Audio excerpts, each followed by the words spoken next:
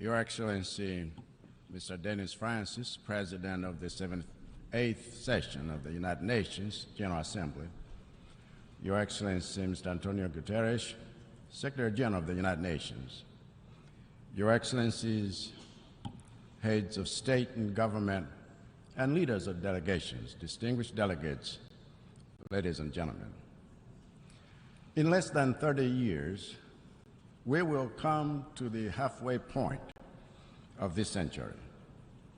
And in less than 80 years, the 21st century will end. By that time, none of us will be president, and none of us will be alive. So when we stand at this podium and speak of the future, we speak of a future that does not belong to us. We speak of a future with sustainable development.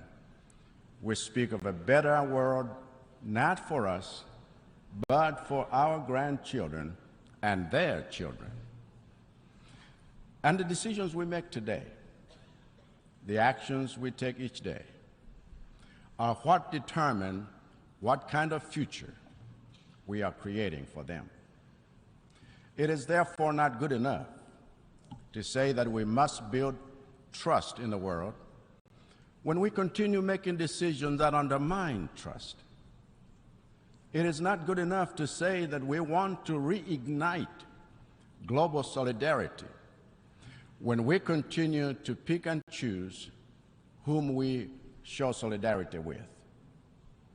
It is not enough to say we want to move towards peace when our actions in other nations promote war and create the conditions for conflict. It is not good enough to say we want prosperity for all when our rules for trade and our financial systems are a recipe for deepening the poverty of other nations. Without changing our decisions, our positions, and our actions, the future we speak of today and the sustainable development we dream of achieving by 2030 will remain a reality on paper. And when it comes to urgent action, we must focus our attention, our energies, and our resources on the areas where we are falling behind. We must prioritize those places in the world that are most at risk of not achieving sustainability in any of the 17 SDGs. In the case of Malawi, the most pressing priorities are plain to see. As a nation, we took the SDGs and aligned our national aspirations to reflect them. So even though we have our sights set on the Malawi 2063 vision, we also created an implementation plan for the first 10 years that coincides with the decade of action on SDGs in the context of Agenda 2030. And our focus has already started yielding fruit, because in the past few years we have stayed on track with our quest to end hunger in line with SDG 2, to safeguard the good health and well-being of our citizens in line with SDG 3, to improve quality of education in line with SDG 4, to leverage Malawi's abundant water resources for better sanitation in line with SDG 6, and to promote life below water in line with SDG 14. Now, while we celebrate the progress we have made on these goals, with 7 years to go before the end of the decade of action on SDGs, we are not satisfied with seeing progress on only 5 out of 17 goals. In fact, not only do we need support with making gains in the areas where we are seeing little, but we even need urgent support with safeguarding the gains we have made in the areas where we are doing well. In short, we need urgent support in building resilience to inoculate our economy against the adverse effects of shocks. In 12 months since the last time I stood here, Malawi has had the worst cholera outbreak in its history, killing more people than COVID.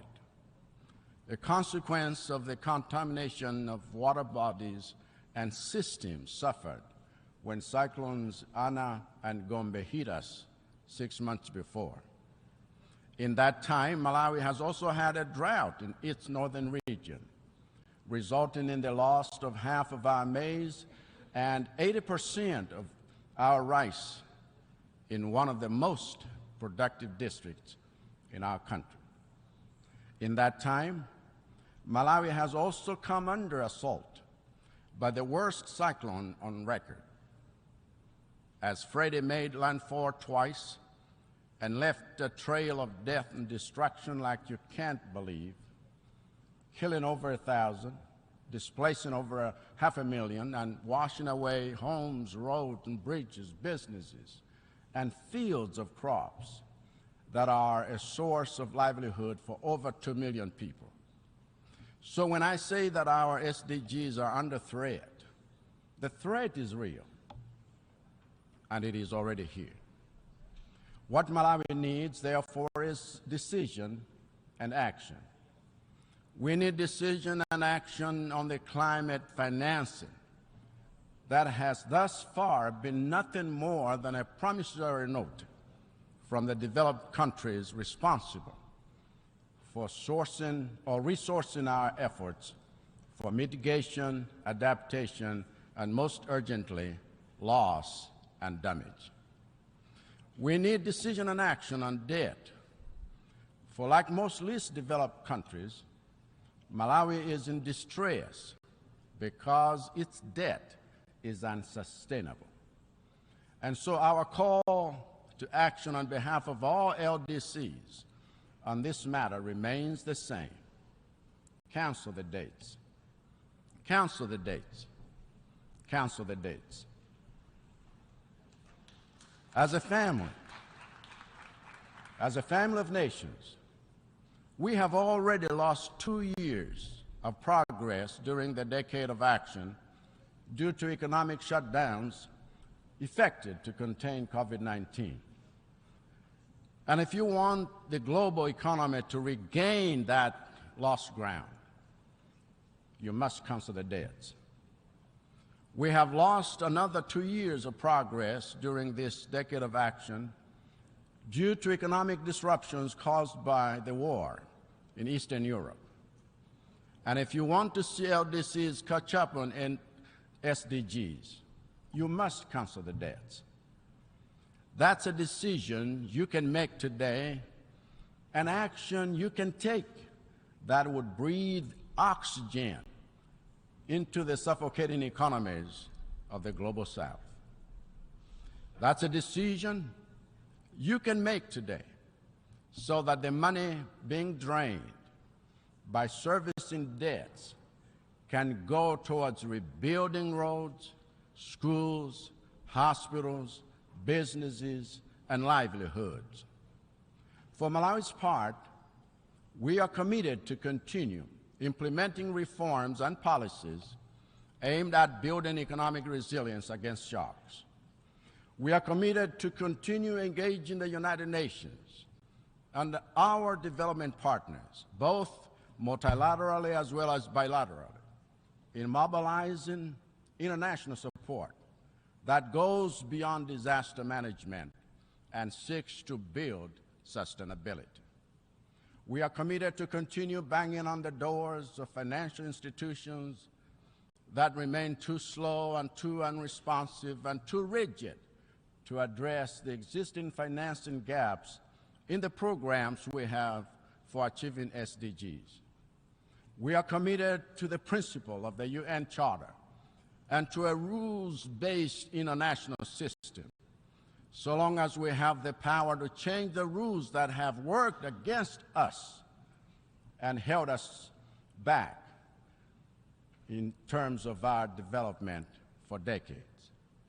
This is why Malawi strongly advocates for radical reform in the United Nations Security Council itself, whose very structure undermines the values of democracy, inclusivity, accountability, and trust. It is no accident that at this 78th session of the United Nations General Assembly, focused on rebuilding trust and solidarity, only one head of state from the permanent members of the UN Security Council showed up. That is not how you build trust. That is not how you show solidarity. That is not accountability. That is not leadership. As such, I believe President Biden said it so well here. And Malawi joins the United States in insisting that Africa must have a permanent seat on the UN Security Council with veto power, because without that level of inclusivity, rebuilding trust and reigniting global solidarity will be a challenge. One of the reasons we need a reformed United Nations is because we need a new development paradigm going beyond 2030. We need a development paradigm that takes on board the interests of the developing world in a spirit of true partnership.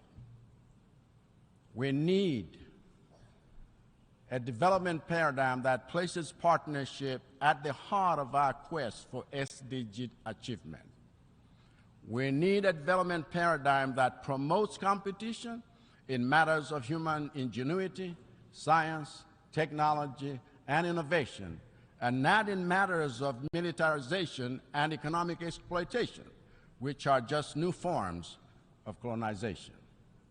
We need a new paradigm that celebrates and rewards the developed nations that fulfill their commitment to finance resilience projects in developing countries.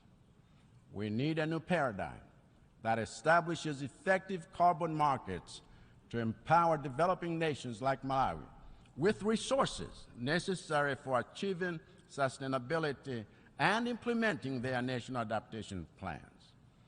We need a new paradigm that builds each continent's capacity to tackle future pandemics, including vaccine manufacturing capabilities and proactive pandemic preparedness.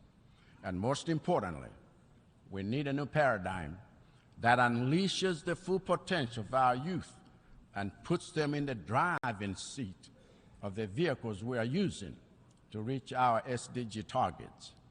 For the future we are chasing after is theirs and not ours. I thank you.